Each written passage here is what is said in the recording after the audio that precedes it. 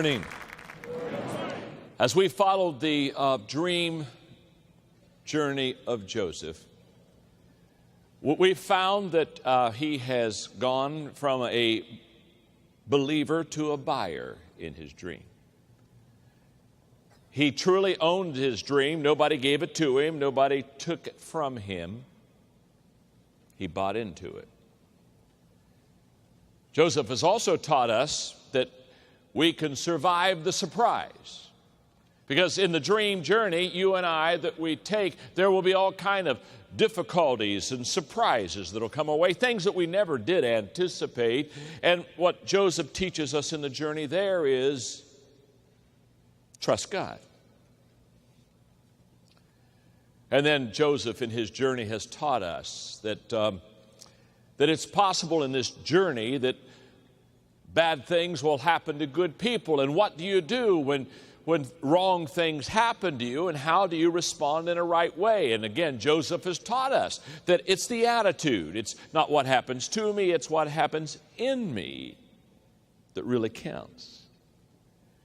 And in this lesson, he's going to teach us when we receive our dream, when you and I achieve what we have been going forward to achieve, he's going to teach all of us how to make the most of our dream. Now, this is the part of the dream we like, because now the dream has been realized. That's what we live for. That's what we work for. Aha, I have arrived. My dream is here. I have a book that just has come out called Put Your Dream to the Test. Now, listen to me very carefully before I teach this lesson. You need this book. In fact, look at your neighbor and say, you need Put Your Dream to the Test. Tell him that right now. You need this. Because we want to reach our dreams, we want to realize our dreams. And what's wonderful if we, like Joseph in his journey, if we do the right things and we have the patience and the trust in God, there's a day when we realize our dream. And what happens when we realize our dream? A lot of times, it's not failures that mess us up, it's our success. In fact, I've often said if you want to impress people, talk to them about your success, but if you want to impact them, talk about your failures, the difficulties that you've gone through. And Joseph certainly went through a lot of difficulties, but now he's achieved his dream. He is second in command in Egypt. Basically, he has leadership authority for the entire country. He has now arrived to what, as a teenager, he had dreamed. So when you and I achieve our dreams, what do? How do we respond? Let me share with you how Joseph responded. Number one, when you've achieved your dream, be generous. Be generous. The reason that you've achieved the dream is not for you just to say, I have arrived, but you've achieved the dream to add value and help others. God will only give to you what He knows will flow through you. Be generous. Isn't it interesting? Young Joseph, as a teenager, when he had this dream of being a leader, he brought his brothers together and said, I had this dream of where I'm going to rule over you. No wonder they didn't like that dream. And Joseph was kind of befuddled because they didn't really care for him and they were jealous of him. But they didn't like the idea that Joseph was going to rule over them. Now, that was the beginning in his immature teenage years. Now, many years later, he has achieved this dream. And there is no hint at all of him wanting to lord it over or rule over his brothers. In fact, he's gone from, I'm going to rule over you, to I'm going to share with you. Wow, what a difference. But here's what I've discovered about the dream journey. When you and I take the dream journey, the difficulties that we encounter during the dream are enough that it causes us to have a sense that if we've arrived, we haven't arrived by ourselves, and what has been given to us should be shared with others. And that's exactly what happened in the life of Joseph. He was very generous to his brothers. I read right now just a couple of passages that kind of share with you the generosity of Joseph to his brothers. After he had met them and told them who he was and revealed himself to them, he said, "Hurry back to my father. Tell him your son Joseph says, I'm master of all of Egypt. Come as fast as you can and join me here, and I'll give you a place to live in Goshen where you'll be close to me, you, your children, your grandchildren, your flocks, your herds, and anything else that you can think of. I'll take care of you there completely." A couple chapters later, Joseph settled his father and brothers in Egypt and made them proud owners of choice land. And Joseph took good care of them, his father, his brothers, all of his father's family, right down to the smallest baby. He made sure that they had plenty of everything. Do you see the generous spirit of Joseph? Now that he has been incredibly blessed and he's arrived at the dream, the first thing he wants to do is he wants to bring his family and he wants to be generous and share with them what has happened. In my book, Put Your Dream to the Test, one of the questions I ask is the significance question. And the significance question just simply asks, does my dream benefit others? Does it benefit others? Are others blessed because I have achieved the God-given dream that He has placed within me? Now, to be generous takes a great deal of maturity. You have to be very secure to be generous. I have shared before that Margaret and I have 5 grandchildren, okay? And the 2 oldest grandchildren are cousins, Hannah and Maddie. They are 8, and then John is 5. He was named after me. He gets the inheritance. And then there's little Ella, who's 4, and then James, who is 2. Now, Hannah and Maddie, the cousins, when we lived in Atlanta, when they were about 5, when they would come to our house, they would they thought that God created me. They call me Papa. They thought that God created Papa to serve them. I mean, they truly believe that. And so when they would get up, they would already have their list, and they'd say, Papa, let's do this, and Papa, let's do that. And they would have their list, and since I am a grandparent, understanding my role is to spoil the grandchildren. That's exactly what I do. I serve them. And so they give me our list, and we go through it during the day, and we have a great time. And on their list, I promise you, on their list, every time is that they want to go out on the golf course. I live on a course, and they want to get in the golf cart, and they want to go out on the golf course, and they want to see the course. So about 2 o'clock, 3 o'clock in the afternoon, we always do that, and we get on the golf cart. And by the time we're at the end of my driveway, Hannah and Maddie are already saying to me, Papa, we're hungry. We need a snack. Which means that I'm going to, between the 9th and 10th hole, we're going to go to the snack shop there, and we're going to get a snack. And we always get the very same thing.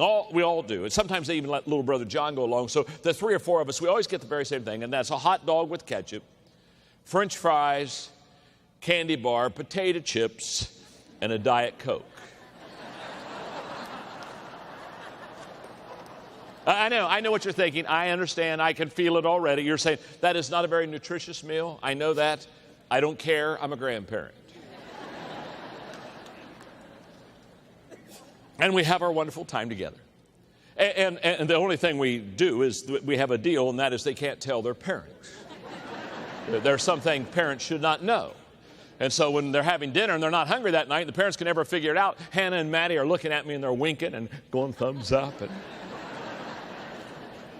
Now, you see, these little 5-year-olds, they're constantly saying, Papa, what can you do for me? What can you do for me? What can you do for me? How could you serve me? How can you make me happy? And that's okay, because you understand they're 5 years old. And 5-year-olds kind of just think of themselves. Is that not true? But it's sad when you're 35. and 45, and you haven't figured it out. That you and I are here to find our God-given dream and fulfill that God-given dream, and that dream will include blessing others. In fact, I brought this along. I love this. This is property law from a toddler's perspective. If I like it, it's mine. If I can take it away from you, it's mine. If I had it a while ago, it's mine. If I say it's mine, it's mine. If it looks like mine, it's mine. If you're having fun with it, it's mine. If you lay it down, it's mine. If it's broken, it's yours.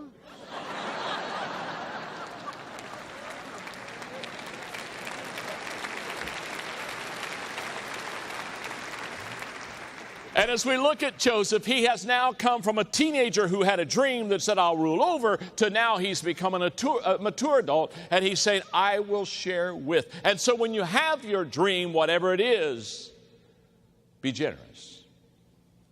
Number 2, be humble. If Joseph could walk into our service this morning and he could talk to us about the dream journey, he would say something like this. In the beginning of my dream, I did a lot of self-promotion. I promoted myself to my brothers. When I was in jail and I talked to the cupbearer who was going to get out and go back to Pharaoh's, I again said, hey, remember me. And I did self-promotion. I tried to help myself to get where I needed to be. But then Joseph would look at you and me and he would say to us, I discovered in my dream journey that divine promotion is greater than self-promotion. And that when I really was raised up, I was raised up not because of who I was or what I did, but I was raised up because God had given me this dream and God raised me up. In a culture that we live in that basically says God helps those who help themselves, and there's some truth in that. Joseph would say, God helps those who can't help themselves. He would say, you're over your head. And you need what I call, as I look throughout the Bible, the God factor. The God factor just very simply says and is the fact that in our journey of life, there are times when we're over our head and there are times when we're not going to be able to make it by ourselves. And God comes in and makes the difference for us. And what does that do? That causes us to have a real sense of humility. You see, humility is not denying the gifts we have, because we are gifted and God has gifted every one of you, and it's a wonderful thing. So humility isn't denying the gifts that you have, but it's choosing to give God the glory for those gifts. And that's what Joseph did. Joseph began to say, let me share with you that I can interpret the dream because of God. And this is what God has given to me, and let me pass it on to you. And 4 times, just in Genesis 39 alone, it says, and God was with Joseph and prospered whatever he did. The Apostle Paul understood this. For he said, I can do all things through Christ who strengthens me.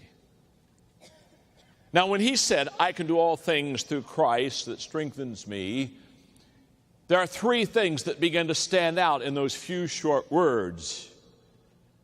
First of all, Paul said, I can. That just means that he had an attitude to win. He was an I can man. He was the predecessor of Dr. Schuller. Because he's an I can man. That's why we come, because we're encouraged, we're lifted up.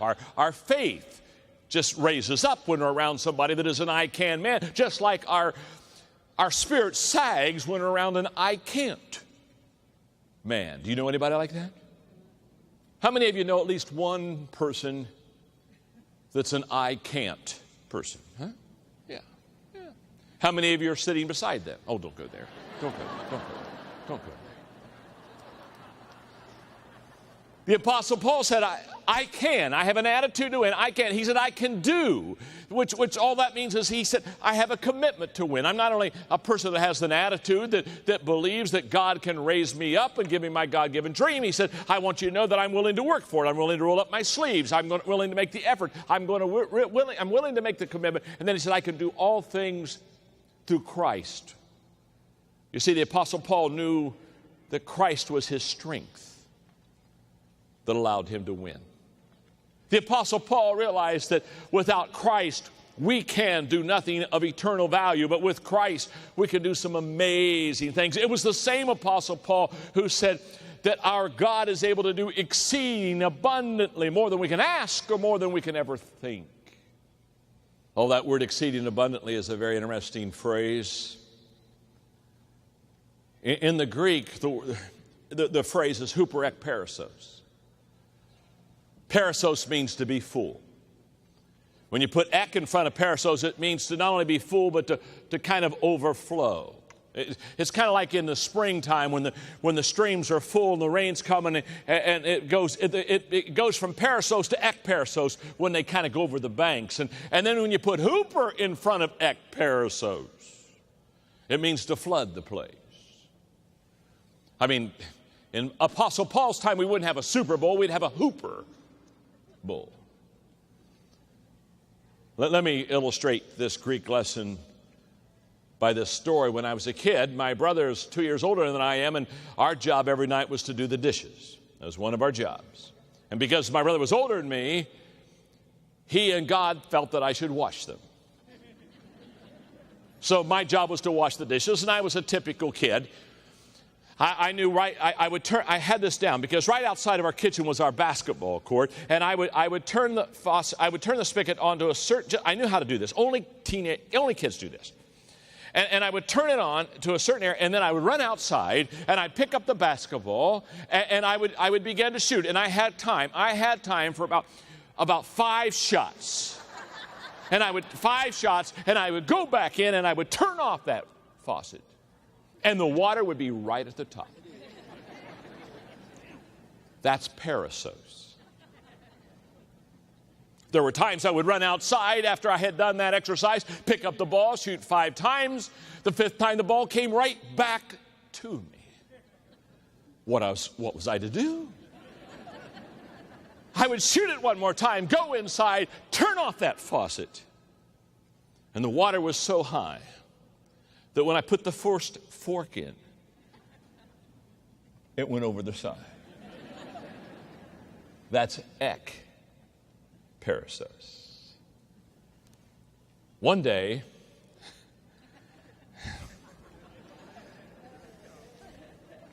I see the train a-coming. One day, I turned the faucet on, just like always, went outside, and much to my joy and surprise, 3 of my buddies were out there, and they said, let's play a game.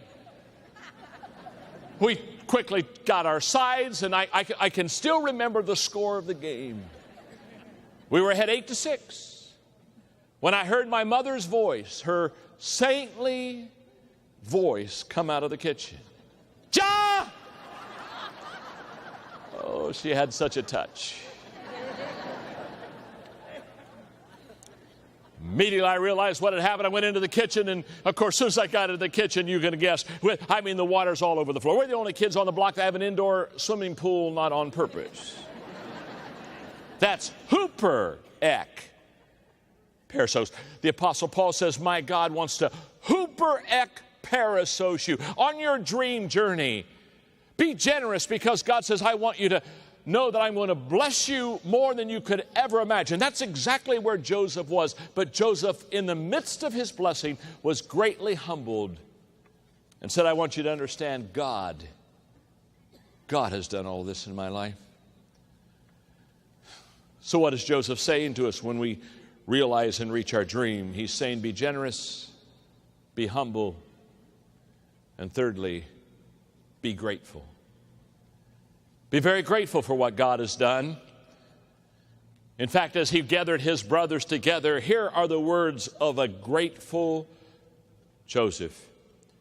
He told his brothers, "You meant evil against me, but God meant it for good, in order to bring it about that in this day I would be able to save many people." Joseph said, "Now that I look back on the journey, I just want you to know that you meant evil for me and a lot of bad things happened to me, but God made up all the difference." He was very grateful. In fact, he was so grateful that when he had his firstborn son, he called him Manasseh, which means to forget. For Joseph said, "God has made me forget all of my hardships and all of my difficulties at home." He named his second son Ephraim, which means double prosperity, saying, "God has prospered me in the land of my sorrow." You see how grateful he was? He said, I want you to know, I've forgotten all the difficult things I've gone through, and I just thank God for what he has done and how he has blessed me. At Thanksgiving time, our 2 children with their spouses and our 5 grandchildren come to our place in Florida.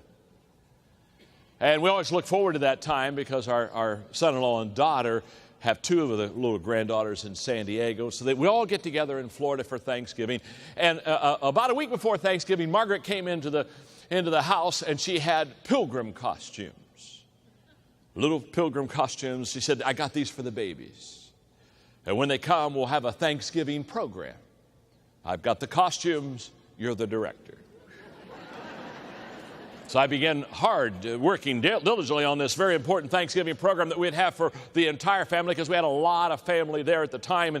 And so the day came, and we had a practice about 9:30 in the morning. We went through this practice, and I gave them their parts and things to say. And one of the things we would say as a group, all of the kids plus me, is we would look out during the program and we would say, "We have an attitude of gratitude." And we worked, we practiced, and I wanted to make sure it was good, so we practiced more. And then we went and put the costumes on it. Boy, when we put the costumes on it, now that they were really getting into this. And we had another rehearsal. And we did this practice again. We have an attitude of gratitude. And finally, after saying it probably a dozen times, little John, the 5-year-old, little John is sitting there on the footstool, and he says, "Papa," and he hits his head, "It's hard to say that." And I said, "It sure is, John. It's not only hard for a 5-year-old to say it, it's hard for anybody to say and express that we have an attitude of gratitude." But you should have seen the program. I mean, the whole family was sitting in the family room, and we came out of the master bedroom, and we stood up, and we did that 15-minute program, and they gave us a standing ovation when we came in. They gave us a standing ovation when we went out. In fact, it was so good we came back in and made them get back up and give us another standing ovation. There's a passage in the scripture that says, "Stay alert with your eyes wide open with gratitude." That passage just basically says you got to stay alert, because there are a lot of difficult things that happen to you on the dream journey. But stay alert. Look for the good things. In fact, when we got ready to quote that verse on Thanksgiving Day, we didn't quote the verse. I just had all the grandchildren take their hands and open their eyes real wide.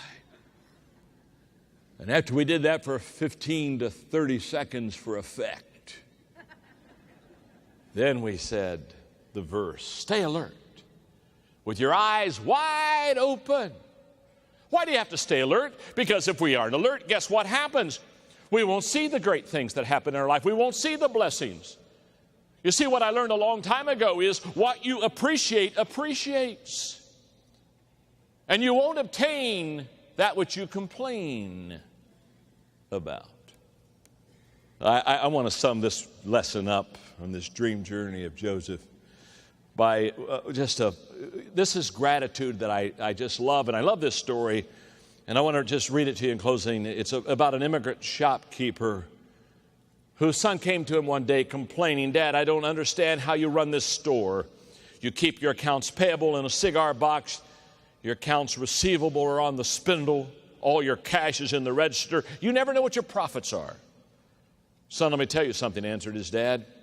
When I arrived in this land, all I owned was the pants I was wearing. Now your sister is an art teacher, your brother's a doctor, and you're a CPA. Your mother and I own a house and a car, and this is our little store. Add that all up and subtract the pants, and there's your profit.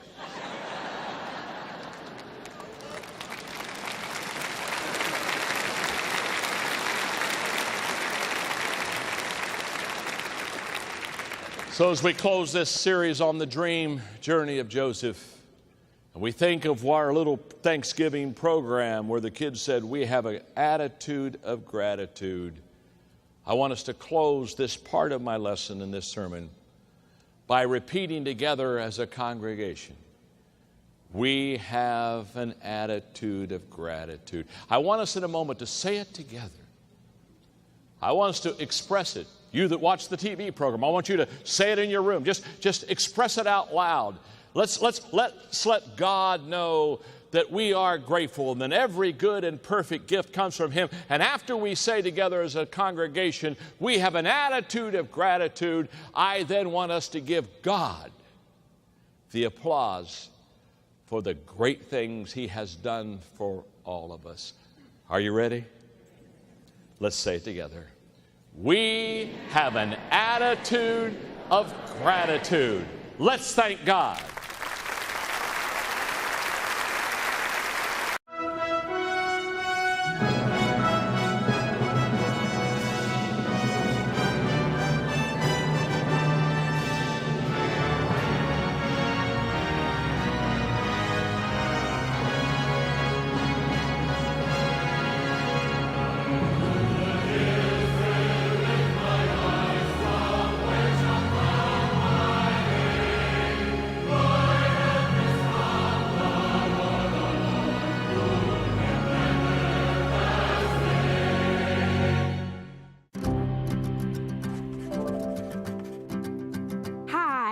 My name is Ningi. I'm working here at Rehoboth taking care of 5 children. I would like to thank you guys for sponsoring with the hearts of children. It's been a blessing for us. Thank you.